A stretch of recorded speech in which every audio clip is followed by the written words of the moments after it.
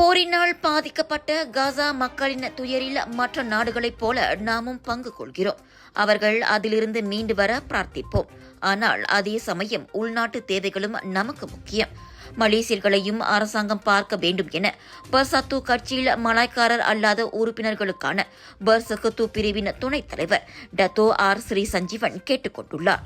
காசாவின் மறு நிர்மாணித்தலின் ஒரு பகுதியாக அங்கு பள்ளிக்கூடம், மருத்துவமனை மற்றும் மசூதியை மலேசியா கட்டவிருப்பதாக பிரதமர் கூறியிருந்தது குறித்து சஞ்சீவன் தனது எக்ஸ் தளத்தில் அவ்வாறு குறிப்பிட்டிருக்கிறார்.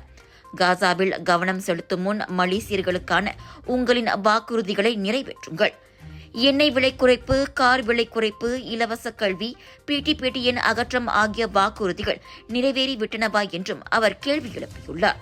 நீங்கள் மலேசியாவுக்குத்தான் பிரதமர், காசாவுக்கு அல்ல என சஞ்சீவன் சுட்டிக்காட்டினார்.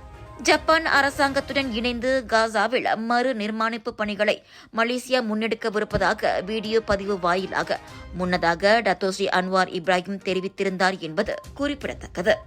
விலையோ மலிவு, செலவோ குறைவு, தரமோ உயர்வு, மனமோ நிறைவு. மக்களின் தேர்வு என்ரிகோஸ் முழு ஆடை சத்துள்ள பால்மாவு.